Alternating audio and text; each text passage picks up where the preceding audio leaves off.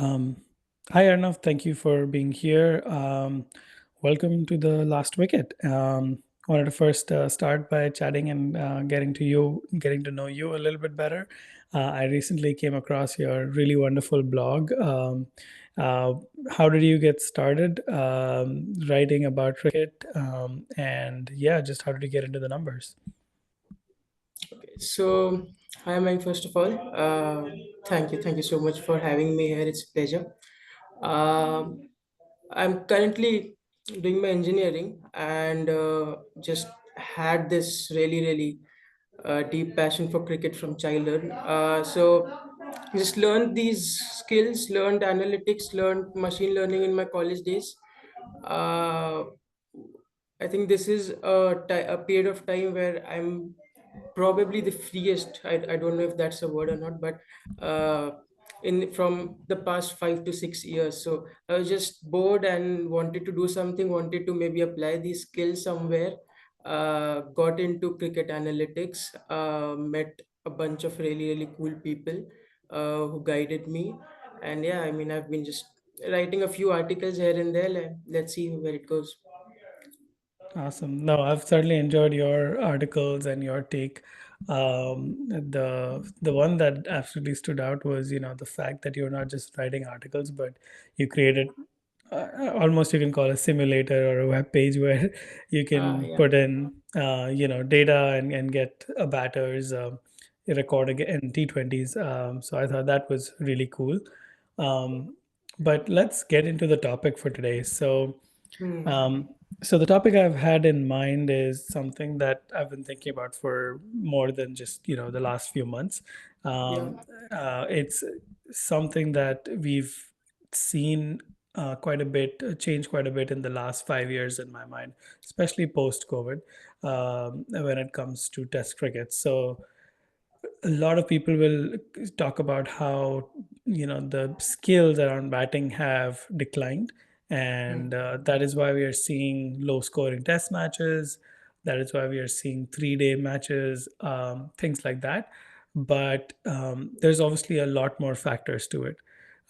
So let's talk about test cricket to start with, and start with maybe some of the stats. um, I believe last year was one of the most incredible years in Test cricket, considering the fewest draws, and that is not a one-off scenario. If I'm not wrong, that seems to be a trend. Yeah. So speaking of batting in particular, I just feel that we tend to compare it a lot with the 2000s, which I think it's not really a fair comparison because, to be honest, 2000s as a decade was itself not normal, right? It was the flat pitch era, as we call it, and it was an era where averages shot up.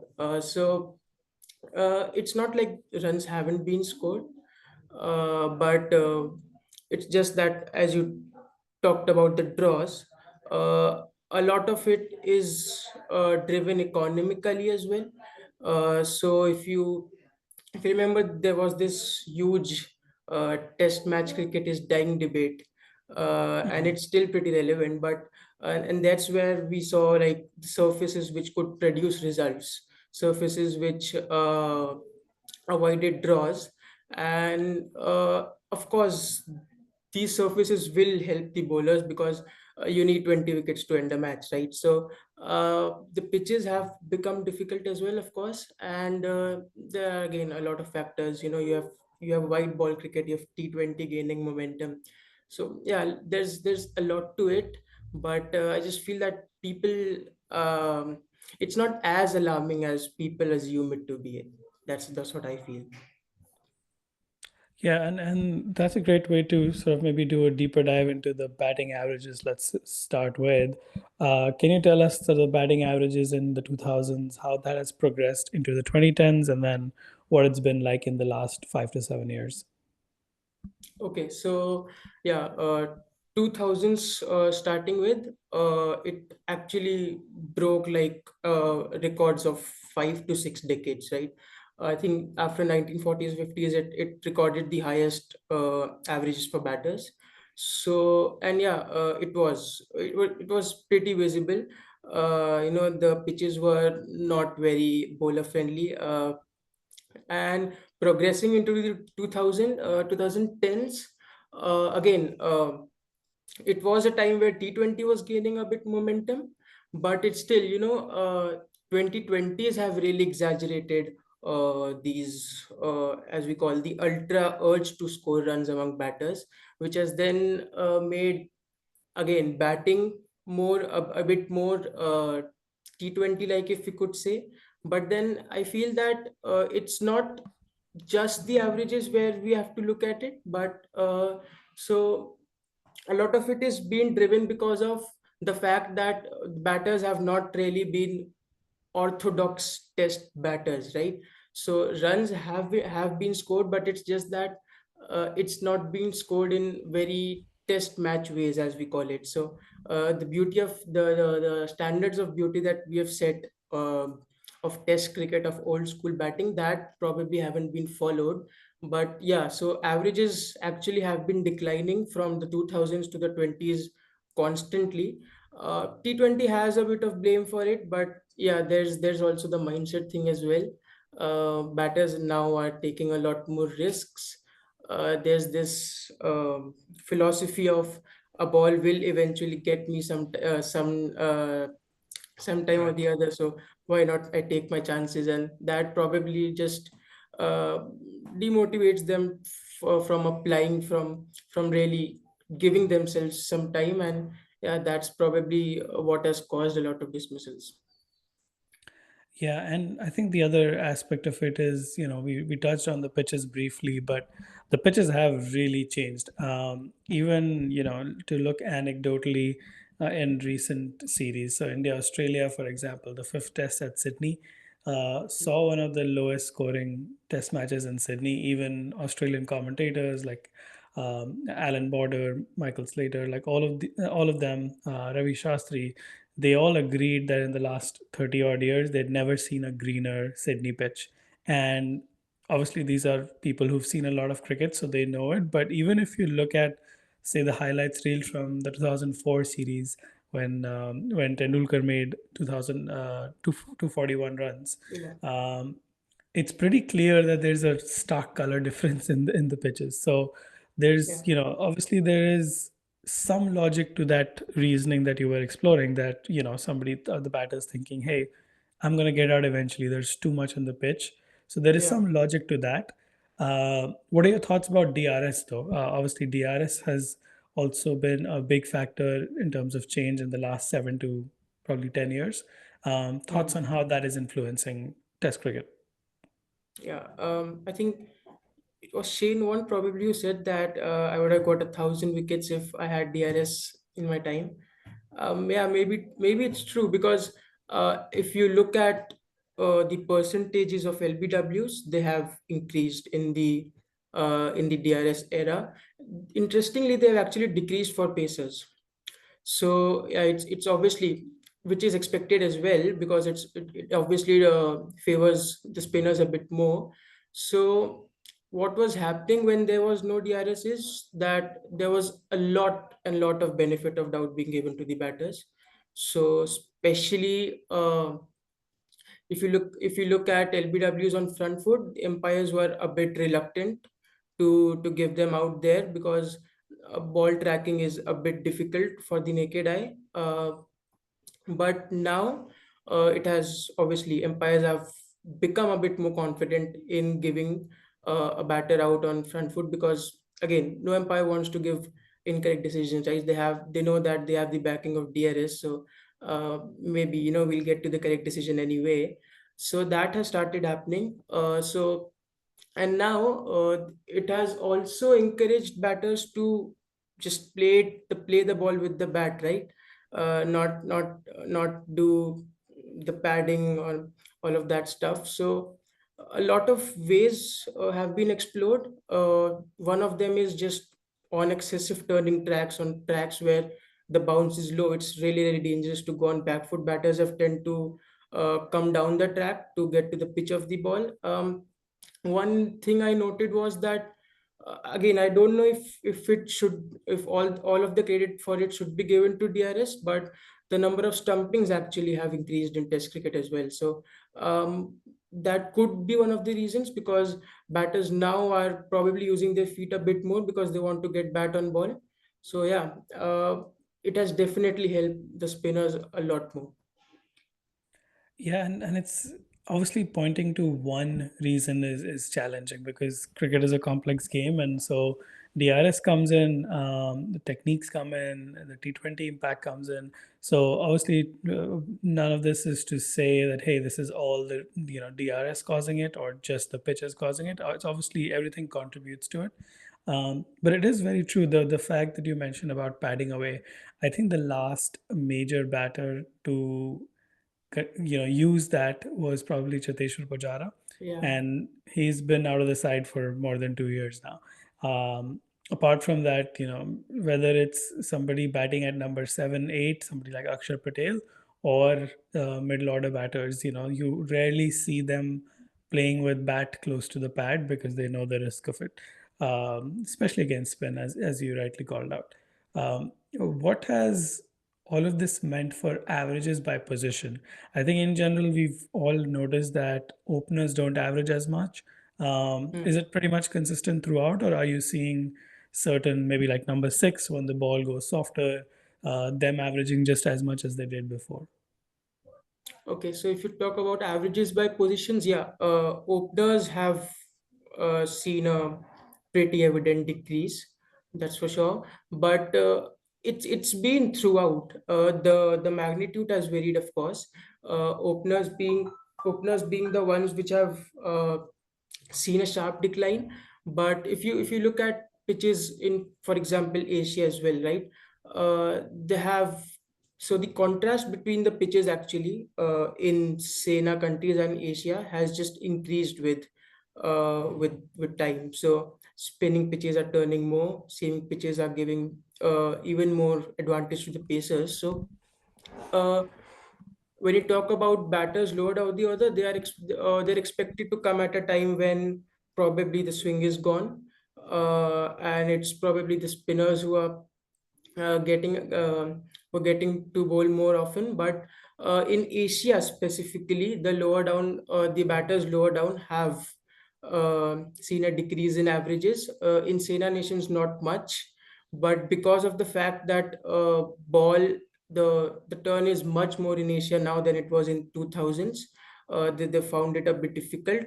And same is the case with openers in Sena nations. But for openers, it has been quite uniform across. For batters lower down the order, it has been a bit more alarming in Asia. Yeah, really interesting. And I guess this makes me think, how do you compare across eras? Because that is the thing that Yeah. people love to do. I grew up idolizing Rahul Dravid, and I look at his stats, and he still averages, obviously retired with an average of greater than 50 in Test cricket. And one of the best of our times of this era, Virat Kohli, doesn't average that much. And Hmm. obviously, there's a lot going on into it, as we talked about pitches, DRS coming into picture, just quality of bowling lineups, which we haven't really explored yet. Um, what do how do you, I guess, have you thought of like, is there a normalization or a factor that we can apply to say, hey, this particular batter batting in the 2020s, if he averages 40, he's probably just as good as a batter averaging 50s into the 2000s? Yeah. Okay. So there's a bunch of articles I've seen on this. So, okay, one of the ways is to just normalize it by all the other batters that have batted in that era, right? So that ways you get the relative position of that batter in his or her era. But I feel that, which I don't know why a lot of people haven't done, is you need to also factor in the region where they've played, right? So I think a more robust method for it is to average not just based on eras but also on regions. So, for example, if you want to compare a Ricky Ponting to a Virat Kohli, for example, so you'll have to. take in consideration that probably Ponting's played more in Australia and Kohli, of course, more in India, right? So you'll have to take in the averages of that particular country in that era. So you could maybe find that India was probably a better batting deck at that time than Australia. So you'll have to give that credit to Ponting as well. Uh, so which something actually, another thing to compare is, and this actually I did as well for one of the articles that I was doing, is this era, because the contrast of the pitches has increased, as I said, batters now need to be more equally abled against pace and spin as compared to the 2000s. So I did this. We had these bins, similarity bins, which were basically comparing uh, how a batter is similar against pace and spin. So what we found interestingly is that in the past decade, your overall average actually increased with you being equally able against both pace and spin, but you were able to maintain good averages in 2000s even when one of your games against pace or spin was significantly stronger than the other. So there was this likes of Brian Lara, likes of Ricky Ponting, likes of PVS Lakshman, they actually had a zero point 0.7, zero point 0.8 factor differentiating them from pace and spin. But still, they were able to average 50s. But it hasn't really happened with batters in this era, because now you as a batter cannot say that, you know, okay, I'll have to play pace. What I'll do is I'll maintain 50 or 60 averages in Sena, and then okay, I don't have a strong spin game, so I'll still be able to average 30s in Asia. No, because the pitches in Asia now are just spitting rank turners, you'll probably end up getting out on single digits or 15 runs or 20 runs max. So uh, this tactic was successful in 2000s because there's still a decent average was possible even in your weak areas. Now it hasn't been possible. One small validation for this theory is that Steve Smith actually was in the bin where averages were the most similar. So Steve Smith average against pace and spin are very, very similar. So he's probably one who's been equally able against both pace and spin. Who else? I'm curious about that piece. Who else falls into that category where their ability against pace or spin has been more or less very similar, or their outputs, I should say, maybe not ability. Okay, so Joe Root was someone again. Uh, his abilities were pretty similar, not as much as Steve Smith, but he was one. If I remember correctly, Virat Kohli was actually far off. Virat Kohli wasn't really there. I don't really have the data right now, but uh, yeah, I mean, I can look for it, but yeah, right now I don't have the data for it. No worries. Yeah, Joe Root actually does not surprise me because I think he's over the years developed such a fantastic spin game. Not just can he play on both front foot, back foot, he sweeps the ball really well. He reverse Yeah. sweeps. So yeah, he's even when England were here in 2016, and I say here, by here I mean India in 2016, and they came, as recently as 2021 to 2022, that tour. He, even though that was a lower scoring tour, even there he had 100, I believe. So yeah, he's consistently been somebody who's churning out runs irrespective of conditions. I guess what does this mean from a bowling perspective? I know we've been really focused on batters. Uh, how do you adjust for somebody like Bumrah, who Hmm. obviously is a phenomenal bowler? There's I don't think anybody's going to doubt that, and even the legends of the game agree that he's one of the best. But um, so somebody averaging 19 compared to somebody like Dale Steyn, who himself was a phenomenon, and averaged 23. But he played majority of his cricket, obviously, in a slightly flatter era. He probably didn't play all the 2000s, but even the early 2010s was a flatter era. So how do you compare to that? What is there another measure that you've thought of which says how they're doing in different pitches or things like that? Yeah, okay. So this I actually went ahead and the fact that I told about not only comparing about eras but also comparing the regions where they've bowled in.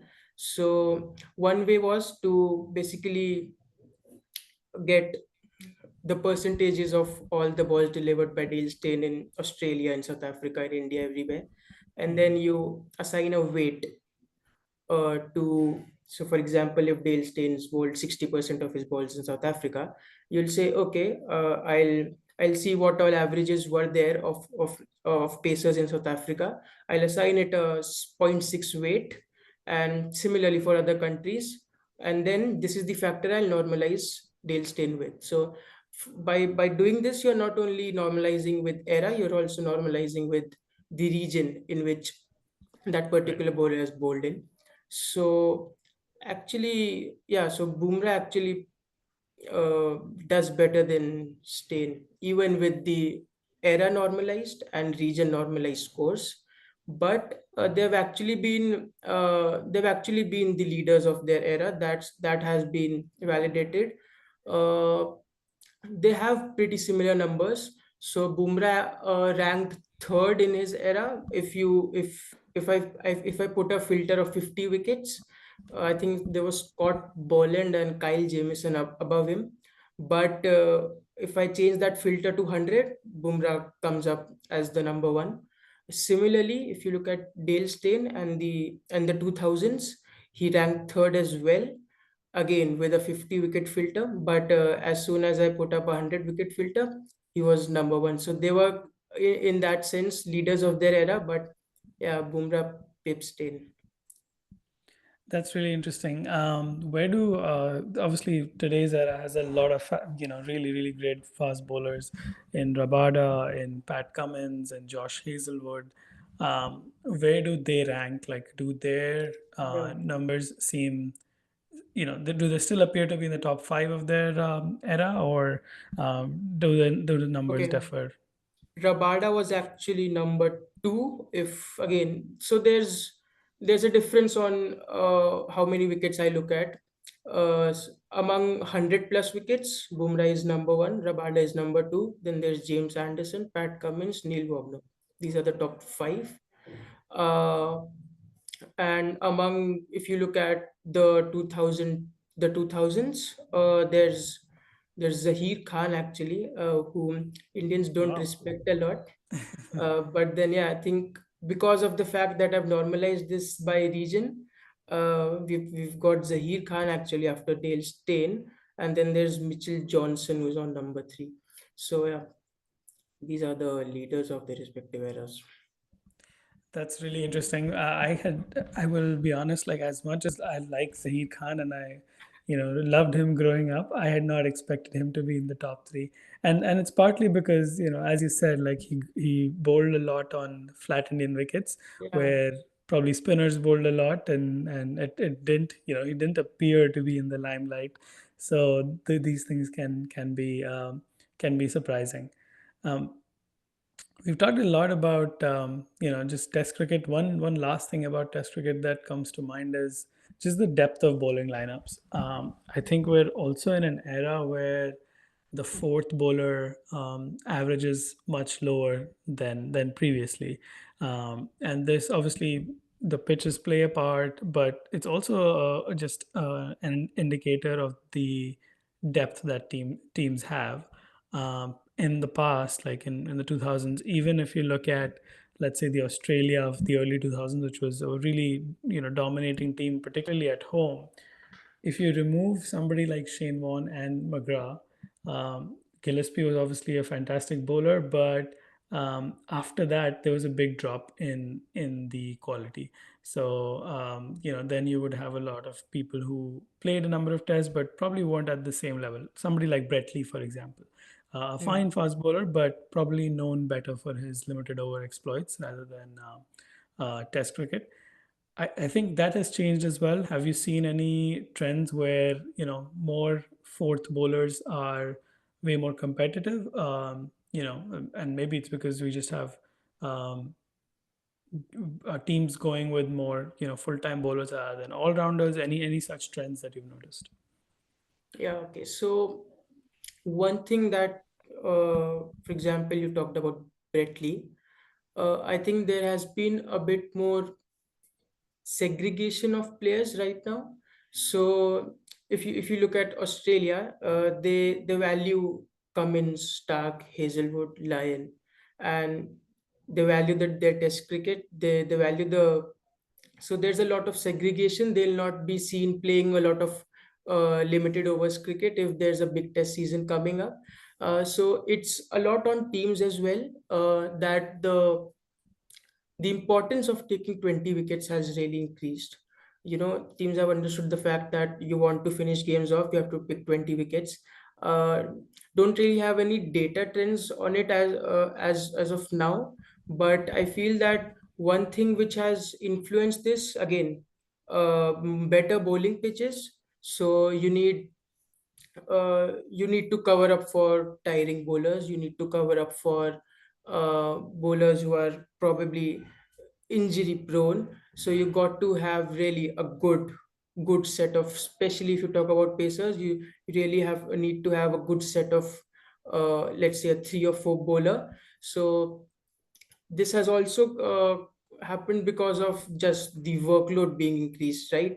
So every team now develops a lot more for their Test cricket. When you talk about that, it's just not a one or two leading bowler, but you need to cover up for him when probably he's injured or he's tired. So I think that has happened a bit more with white ball cricket rising, with leagues rising. And yeah, apart from that, it's just a lot. Actually, this has been the biggest reason. The pitches have really favored the bowlers a lot more. Yeah, and an interesting aspect of that is, I was discussing this with friends, and they were saying, well, maybe teams should stop having such contrasting wickets at home. But the aspect that comes into play is, at the end of the day, all teams are looking to maximize their chances of a result with the World Test Championship coming up. That's Yeah, that probably is a big factor. Yeah. Yeah, so I was just saying, like, that's probably a more recent phenomenon, maybe last 4 years rather than even 10 years that we can say for the DRS. Because even, let's say, the India New Zealand series recently, even after being 2-0 down, India had to back a spinning track and say we need to increase our chances of a result, because they were thinking, hey, maybe we can sneak a few wins in Australia and get through to the final. Yeah. So again, WTC is, as you said, a more recent phenomena, and I don't think there's anything wrong in that though, because again, it's a championship on the line. You want to maximize the chances, but it's definitely made, for me, for example, as a fan, Test cricket a bit more exciting, because the most boring thing to see in a Test match is to have two batters who bowl 300, 400 runs together, and then there's no way to get them out. So spicier decks probably negate that, and it actually comes a lot down to batters as well. Then I think it was Stephen Fleming who said this. One of the games of SA20 where Super Kings were down at 99 or 100 runs, and he said that modern day batters, the only trick they have to get out of a situation is just to hit. So I think that application part has reduced down a bit. I don't think it's right to call out the pitches for a lack of batters application. But I actually see this as a positive thing for Test cricket. I would agree. I mean, I do think that it's not just application. I will say that in general, yes, that has reduced. But you see plenty of innings where batters are trying to, watch it out, struggle it out.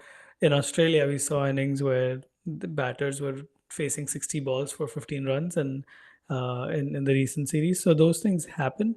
But I think the aspect of it, which I find pretty interesting, is Sure, like pitches have changed, all of that has changed, but the one aspect we've probably not explored as much is also the fact that the balls have changed. So in Australia, for that matter, Greg Blewett in the recent series talked about how the Kookaburra ball changed back in 2021, and since then everybody's averaging 30s in domestic cricket and in Shield cricket in Australia.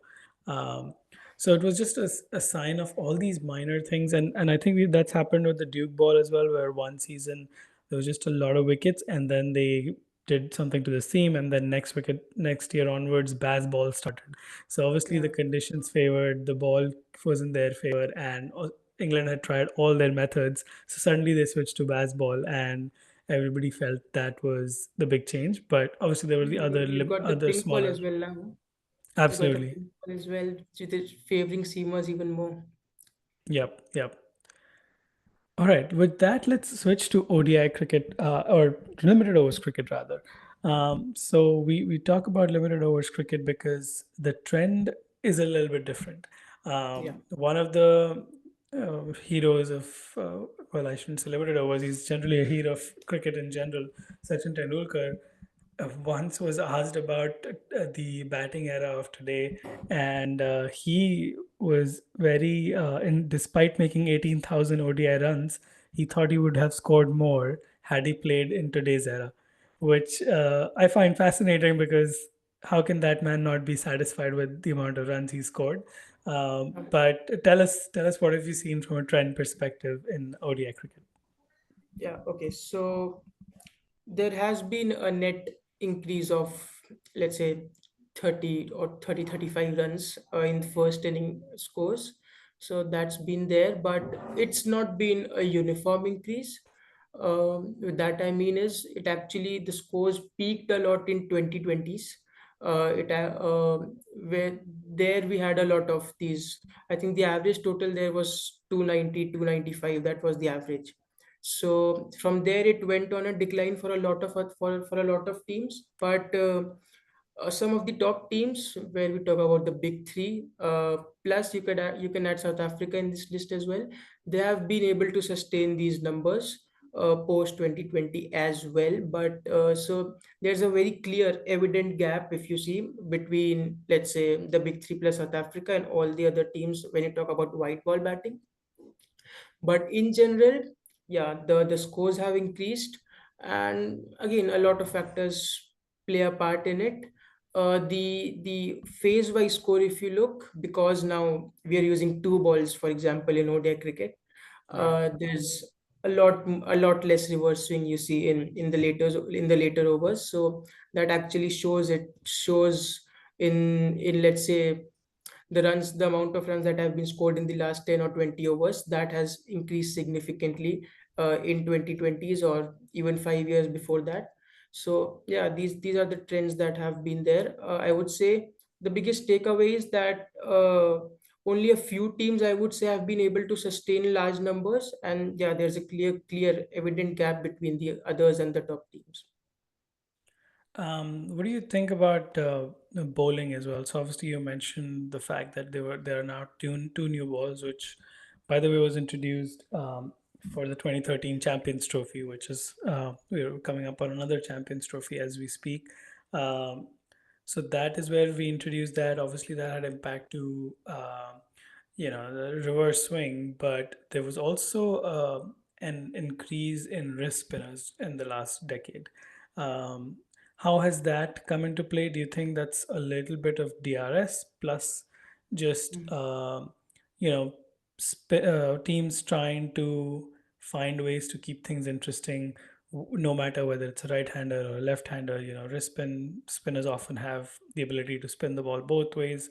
So did some of those advantages come?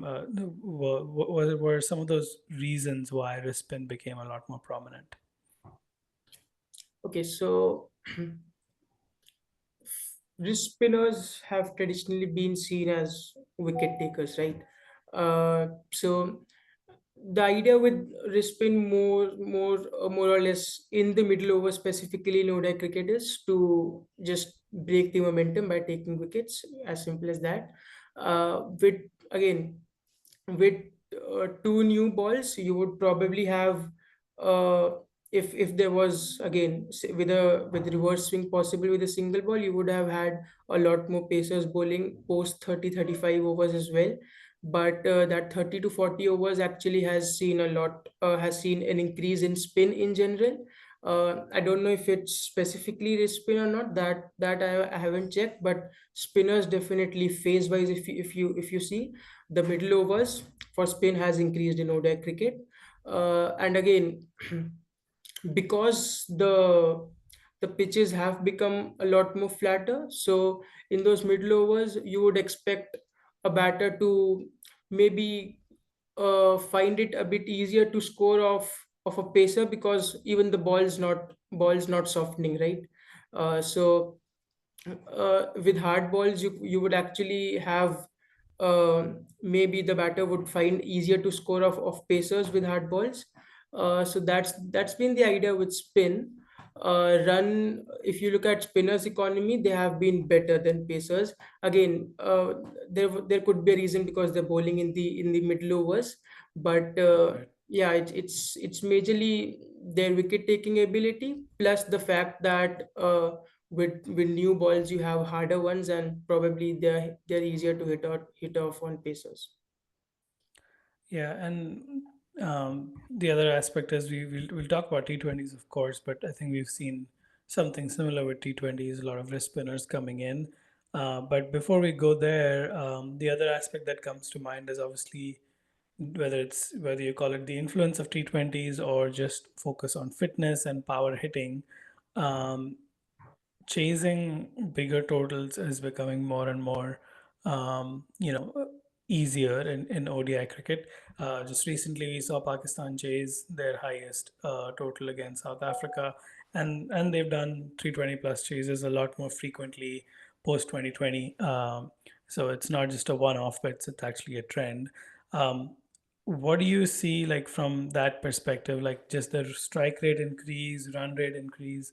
Has that made batting second a lot more lucrative, or do you think it's still a little bit regional, kind of depends on the pitch and the team strength? Yeah, okay. So I think batting second, one of the major reasons for it, and this actually I've you can club T20 cricket here for Hmm. this explanation as well, is uh, in recent years there has been a lot of focus on batting depth.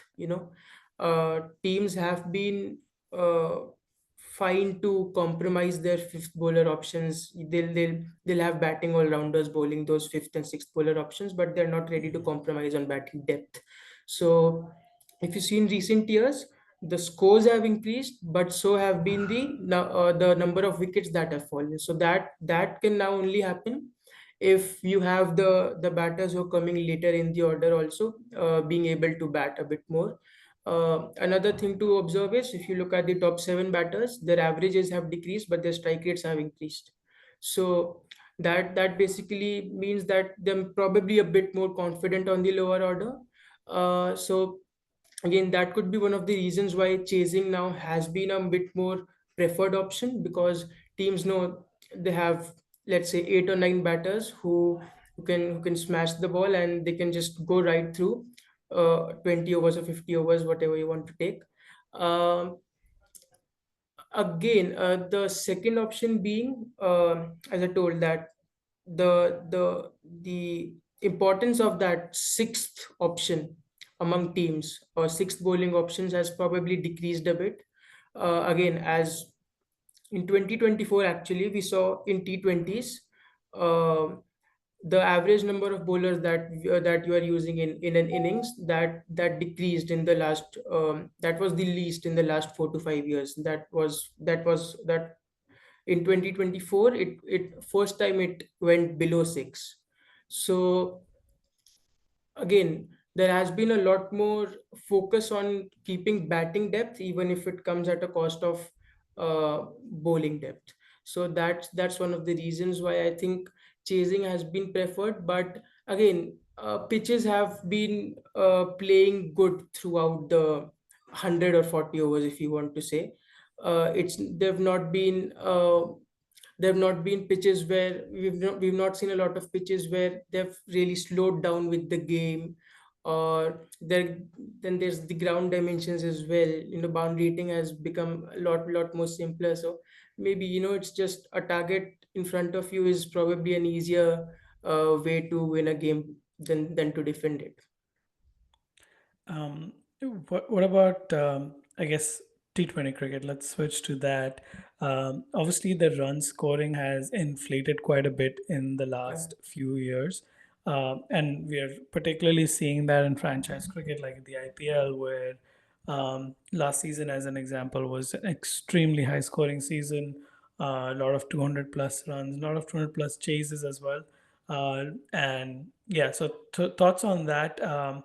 I think one aspect that we should probably explore is also just specialists. There's a lot of batters who are T20 specialists now who can come out and whack the first ball out of the park.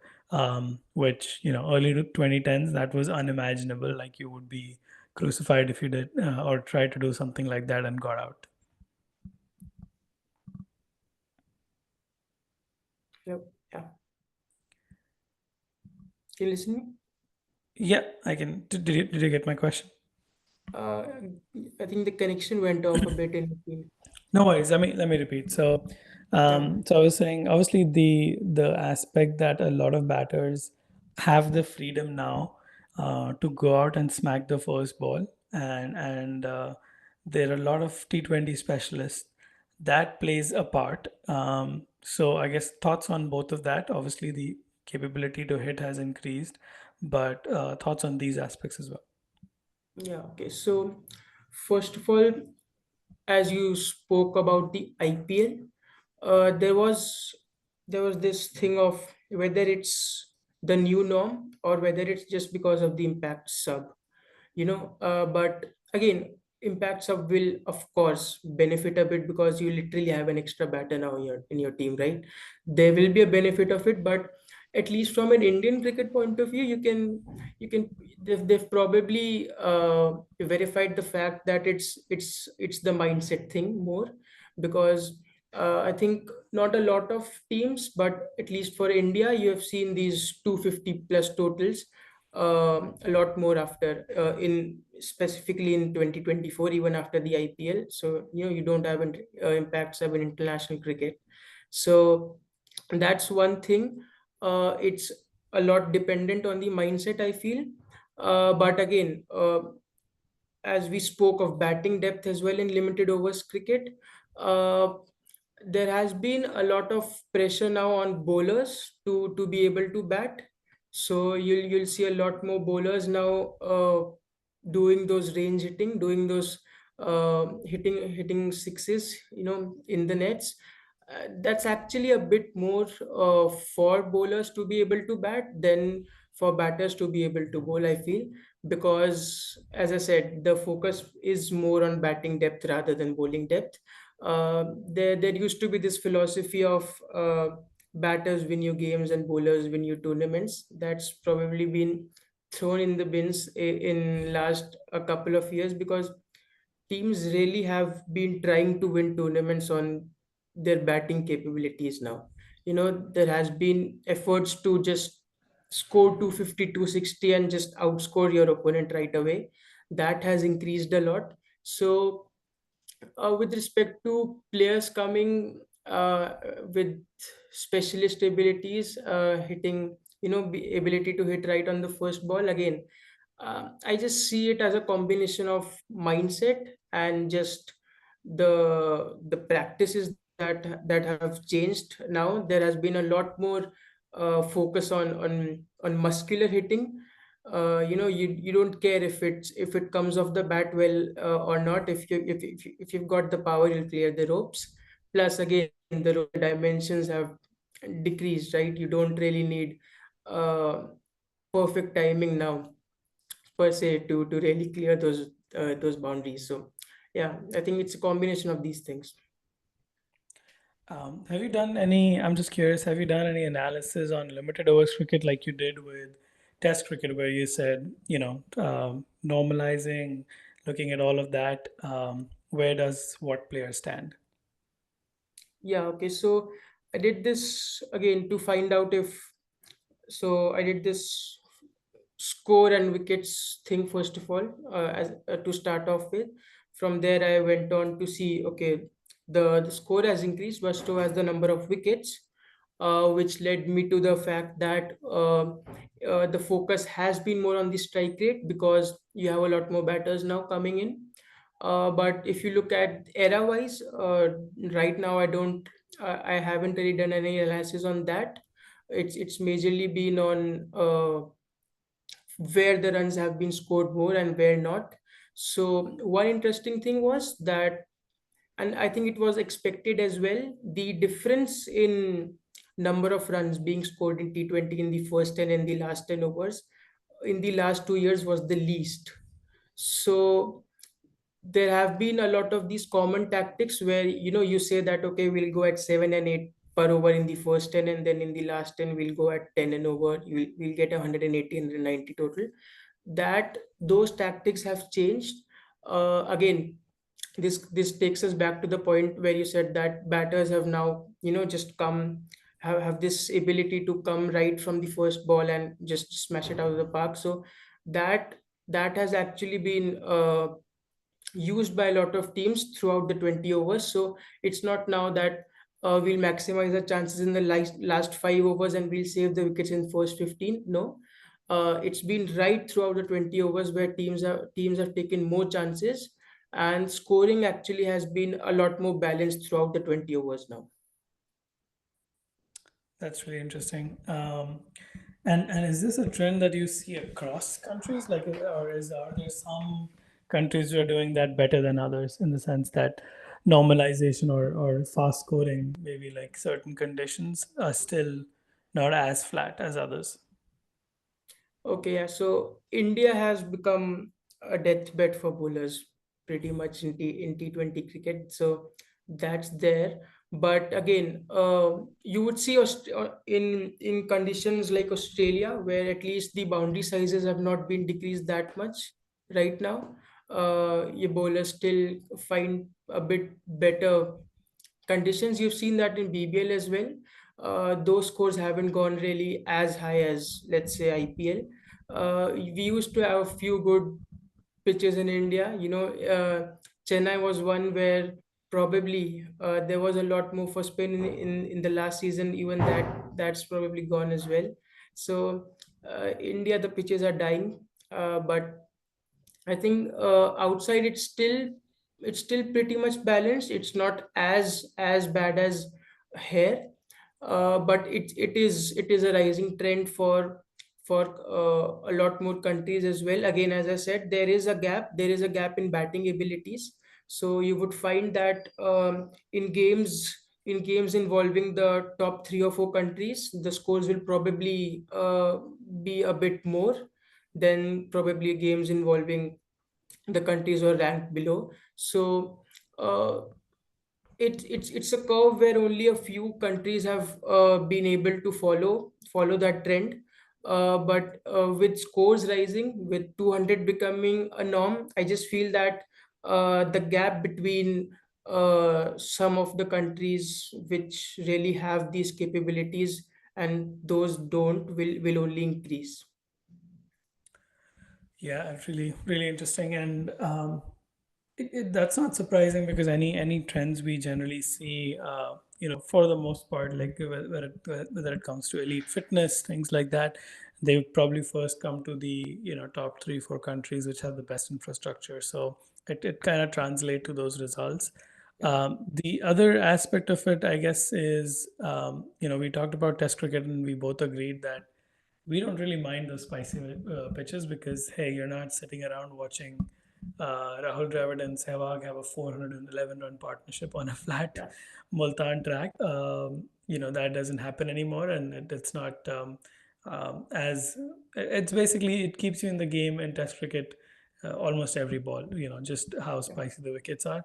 What are your thoughts on the pitches in limited overs cricket? Have they gone the other extreme too far?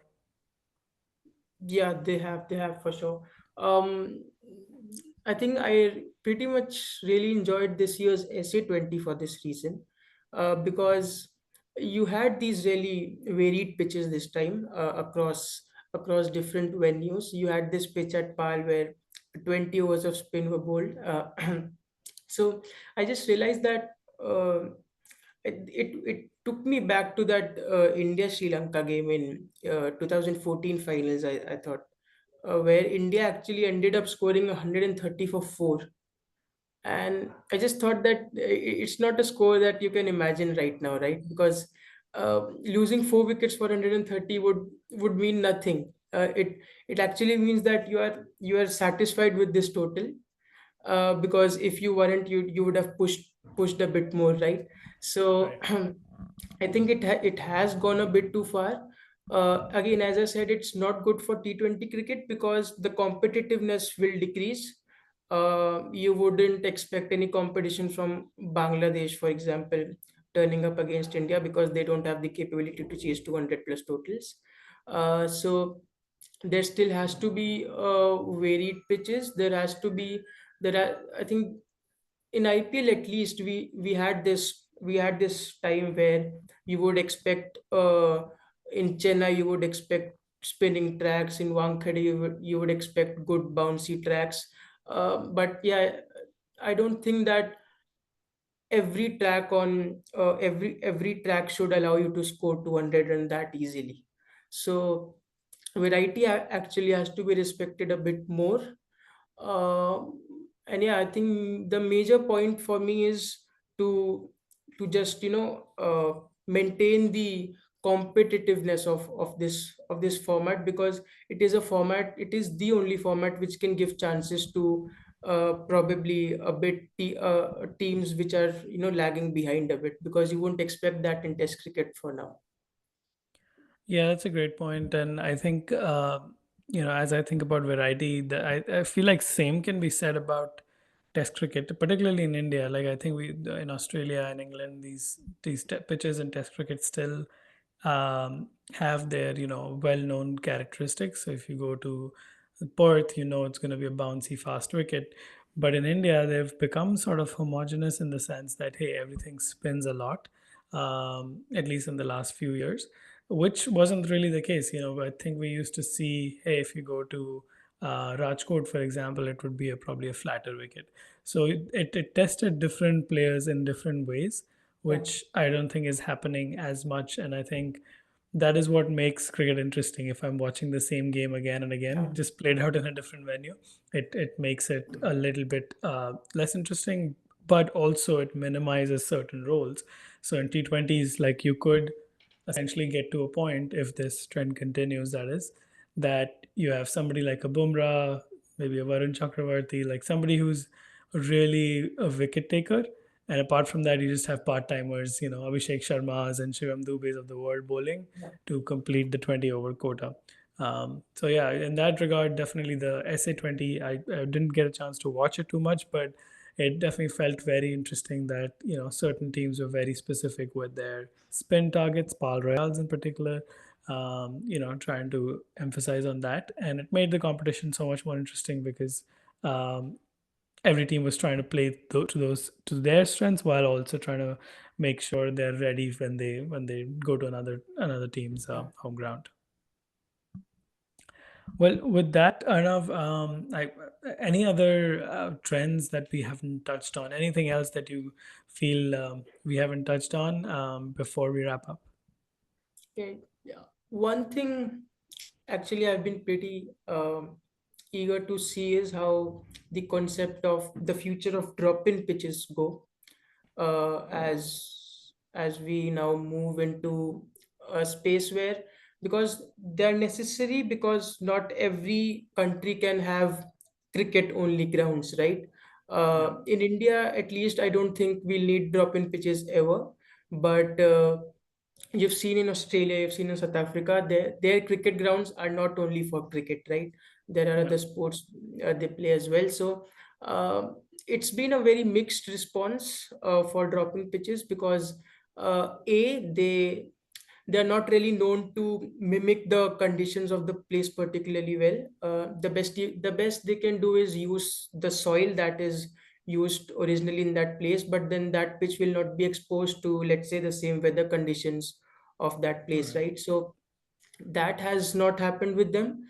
Plus, in Test cricket, they haven't really been known to break or become slow in the same way as a traditional pitch would in a 5 day game, because they are bounded by these metal structures and they don't break easily. But South Africa actually was, I read somewhere, was planning to use them in 2027 World Cup now, in ODI World Cup. So that's one thing which I'm eager to see how this concept of drop in pitches will evolve. Yeah, that's the only thing. Yeah. Yeah, I wonder if that's gonna, increase the speed towards homogeneous pitches. Hopefully not, but maybe we'll have you back again in some time as we see some more data on drop-in pitches. Sure. Um, with that, Arnav, thank you so much for your time. It's been a real pleasure chatting with you and getting your insights. For our listeners, I'll make sure we share Arnav's amazing Substack. Do subscribe and give it, do subscribe and share. Thanks a lot, Mayank. It was, yeah, likewise a pleasure to talk. Thanks for having me. Thank you so much. Thank you. Thank you.